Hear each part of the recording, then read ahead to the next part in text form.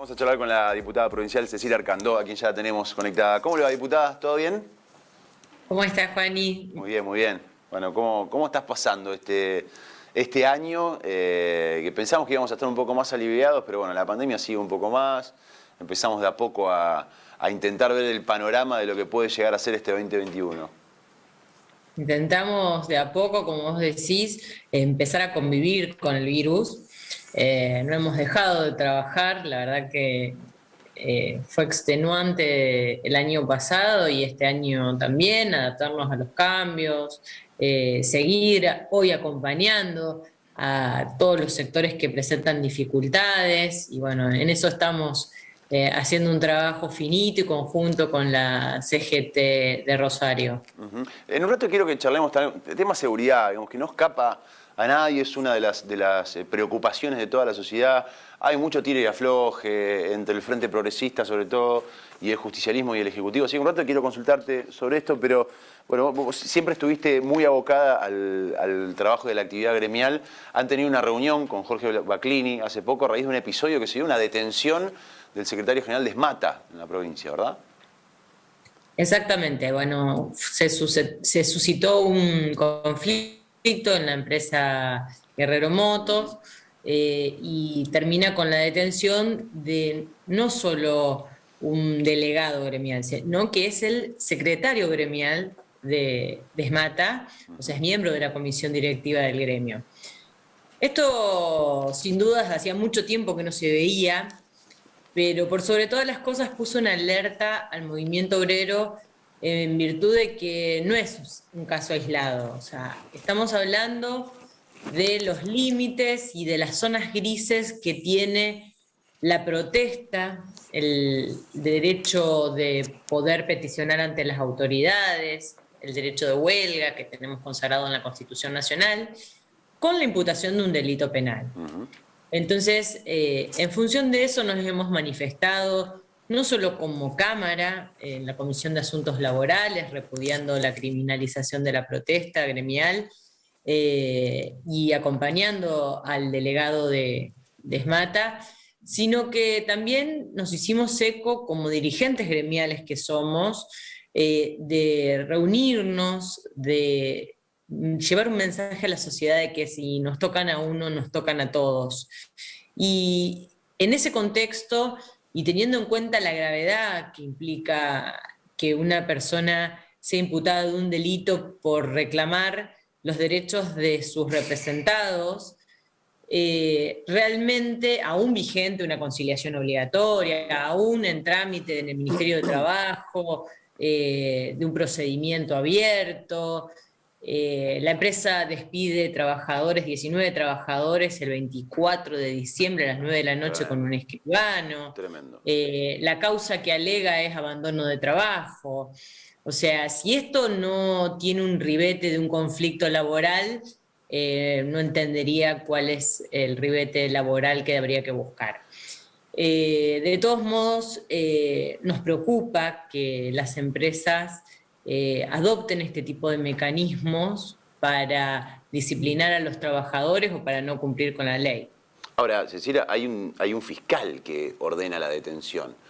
Con lo cual, digo, más allá del marco que describís, que es tremendo, digamos, el conflicto de Guerrero tiene ribetes realmente muy tremendos. Comunicarle a un trabajador el 24 de diciembre a las 9 de la noche que está despedido, en el contexto del cual venimos en los últimos años en la Argentina y en el cual estamos también el día de hoy, la verdad que no solamente es la amargura de quedarse sin laburo, de cómo llegar a casa, sino que además es hasta nocivo para la salud, es horrible desde todo punto de vista. Más allá de que hay ribetes que pueden ser discutibles y que tienen que ver con un conflicto gremial, acá hubo un fiscal que ordenó una detención. Ustedes se reunieron con el jefe de los fiscales, con el fiscal general de la provincia de Santa Fe. ¿Qué dijo el fiscal? ¿Es el temperamento de los fiscales de la provincia, o por lo menos del jefe de los fiscales, del fiscal general? ¿Es un fiscal que simplemente actuó por algún tipo de presión de la empresa? ¿Qué pudo responder Jorge Baclini al respecto en la reunión con ustedes? La verdad que la reunión fue muy buena, la reunión fue muy satisfactoria. El fiscal general desde el primer momento que nosotros le pedimos la reunión estuvo a disposición. Y realmente nos llevamos de ahí una buena sensación en virtud de haber logrado que se entendiese que no solamente está en juego lo que es la comisión de un ilícito o no, porque nosotros no vamos a defender jamás la comisión de un ilícito y mucho menos que no sea punible. Ahora, lo que sí estamos haciendo hincapié es en desmembrar o desmenuzar la naturaleza del conflicto. Entonces, lo que planteamos al fiscal general y a la fiscal regional es la de abrir una mesa de diálogo, de abrir una mesa de comunicación entre los distintos poderes gubernamentales y los gremios, a los efectos de que ante un conflicto determinado se puedan hacer de todos los elementos de prueba que sean pertinentes para que se determine la naturaleza de ese conflicto. O sea, nosotros sabemos que el fiscal tiene la obligación de investigar las denuncias que tiene bajo su jurisdicción.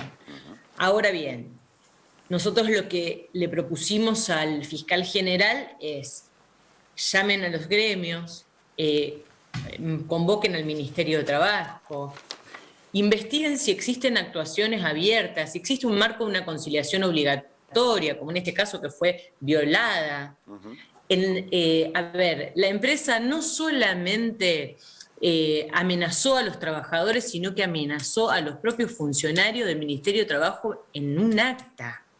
O sea, estamos hablando de un nivel de beligerancia que como garantes de la paz social que tenemos que ser cada uno de los actores de la sociedad civil, nos corresponde tomar cartas en el asunto. Insisto con la impresión que ustedes se llevaron del fiscal general y de la fiscal regional de San Lorenzo, en este caso. ¿Cuál es el temperamento del jefe de los fiscales ante un hecho Nosotros, como mirá, este, ¿no? No. Ellos nos explicaron cuáles eran los procedimientos que utilizan todos los fiscales cuando recae una denuncia en su fiscalía. Bueno, hicieron toda una introducción de cuál es el comportamiento de la mayoría de los fiscales. Entonces, bueno, nosotros escuchamos atentamente, le expusimos que si bien ellos estaban dando, digamos, una explicación de cómo trabajaban o cómo funcionaba su sistema, también teníamos que articularlo con la otra parte del derecho. O sea, tenemos por un lado una turbación de la posesión y por el otro lado el derecho de huelga y el derecho de manifestar y de reclamar. Entonces, en ese gris, ¿qué tenemos que determinar? ¿Cuál es la naturaleza del conflicto? Porque sin dudas hay elementos, hay pequeñas cosas que si no existiera el conflicto laboral podría dar lugar a un ilícito en materia penal, pero que sin dudas manifestarse no constituye ningún tipo de ilícito. Está claro, está claro. ¿Pau? Yo, si te parece, me gustaría cambiar de tema, hablar con la diputada respecto de lo que ha sucedido a nivel nacional en los últimos días. Seguramente de alguna u otra forma estuvo participando en las marchas que se concretaron en pedido de justicia, en definitiva, en principio por Úrsula, pero también por todos los femicidios que ocurrieron en estos últimos meses en toda la República Argentina. Preguntarle concretamente qué análisis se está haciendo de las herramientas que tiene el Estado precisamente para hacer frente a esto. La verdad que cada vez que ocurre una muerte estamos lamentándonos y estamos siempre yendo detrás de la pelota. Creo que tenemos que parar la pelota específicamente y diseñar y trazar mecanismos que sean eficientes a la hora de erradicar la violencia, a la hora de las denuncias, a la hora de establecer protocolos, que esos protocolos realmente funcionen, porque podemos legislar, podemos hacer un montón de cosas en materia de género, pero si eso no se puede traducir a la realidad, si no puede llevarse o materializarse realmente se nos complica. Si una persona que está siendo violentada llama a un 0800 o al 144 y no las atienden, por dar un ejemplo, realmente torna inoperante la herramienta en sí. Entonces, creo que tenemos que buscar, o por ejemplo, las mujeres rurales, las mujeres que están aisladas en lugares recóndidos de la provincia o de la Argentina misma.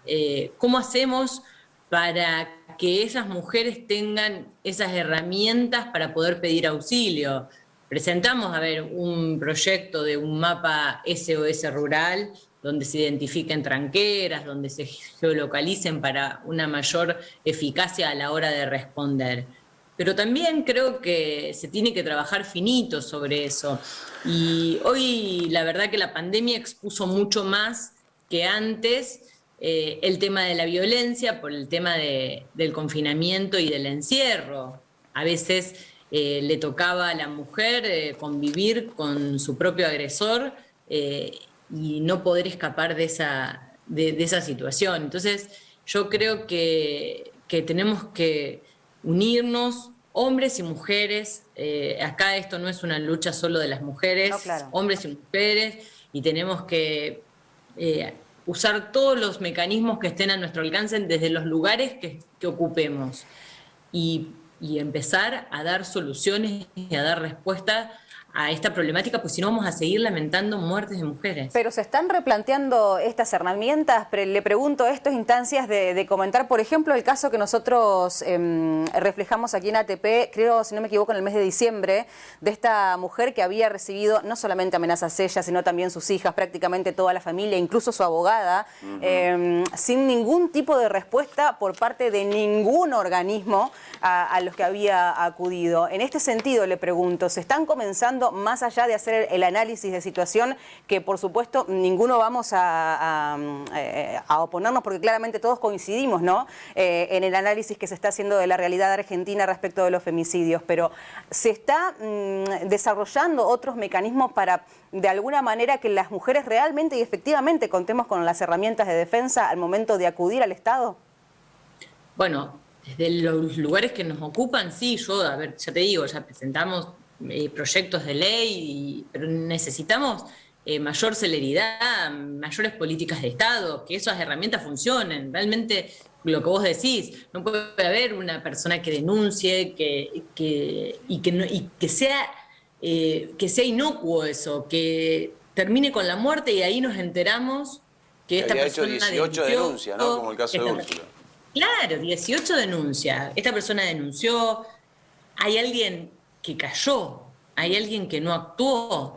Entonces también está enervar todo un operativo y todo un mecanismo para que los responsables del no haber actuado, pero siempre estamos hablando sobre el hecho consumado. O sea, tenemos que parar la pelota en serio y decir cuáles son las políticas de Estado que vamos a tener frente a estas situaciones y cuáles son las herramientas para ponerle un poco de freno, para que se visualice claramente y que la mujer pueda estar contenida y quien está sufriendo violencia pueda animarse a denunciar en primer lugar y después de animarse a denunciar, que el Estado sea un Estado presente. A ver, nosotros podemos colaborar como legisladores en la sanción de leyes, pero también hay que diseñar políticas de Estado efectivas que traduzcan esto en acciones positivas. ¿Crees que la ley Micaela, por ejemplo, puede empezar a mover el avispero en ese sentido? Digamos, que se empiece a educar en materia de género a funcionarios de los tres poderes del Estado. Es importante, porque claro, a ver, un legislador puede legislar, puede tener los mejores proyectos de ley, puedes inclusive facilitar todas las herramientas para que el Ejecutivo haga lo que tenga que hacer. Ahora, el Ejecutivo, por un lado, todos los ejecutivos, desde las municipalidades que muchas veces en sus presupuestos destinan casi nada para género, o apenas hay un teléfono que de vez en cuando alguien lo atiende, o inclusive los fiscales, los jueces, que tienen muchísima injerencia en poder prevenir en este caso, porque cuando una mujer hace una denuncia, lo que está intentando es prevenir que la maten, ni más ni menos que eso. Ahora, si la respuesta termina siendo un botón antipánico que necesita de datos en el celular para funcionar, la verdad que estamos al horno, ¿no?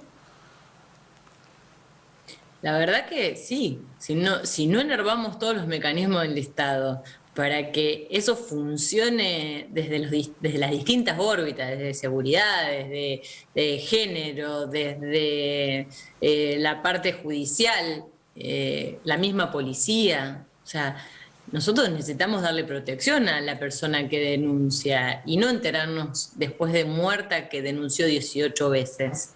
Porque entonces después decimos, ay, sí, tuvo 18 denuncias. Claro. ¿Y quién no la escuchó? Alguno podrá decir que el caso de ¿Quién no Úrsula, la escuchó? que el caso de Úrsula es Entonces, que de hecho es particular. en ¿no? el no escuchar estarán los responsables.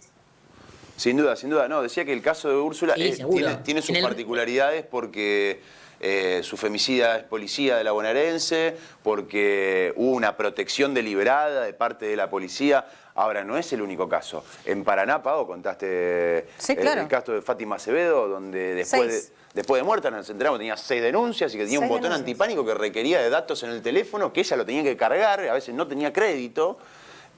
Con lo cual, no es una cuestión aislada. Evidentemente, esto pasa constantemente, ¿no? Reiteradas denuncias y un Estado famélico, ineficaz, bobo, como se dice muchas veces, O ¿no? secretarios de fiscales que en diciembre te dicen, no, volvé el 15 de febrero, Tremendo. cuando en realidad Cuando es me matan. urgente lo que están peticionando a las autoridades, que son quienes tienen que dar una respuesta inmediata a esto.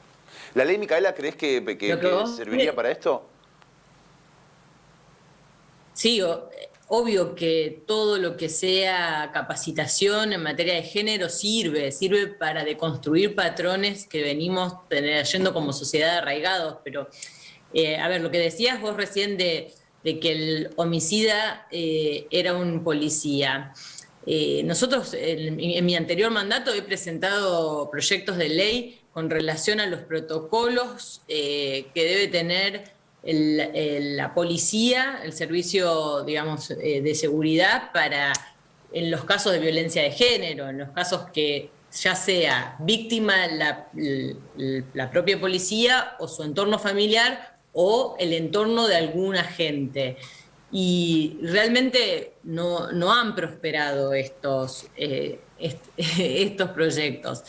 Necesitamos también un compromiso de todos y de todos los colores políticos, porque acá la violencia de género atraviesa sin distinción. Diputada, muchas gracias por su tiempo. Muy amable, como siempre. Gracias, un beso para todos ustedes.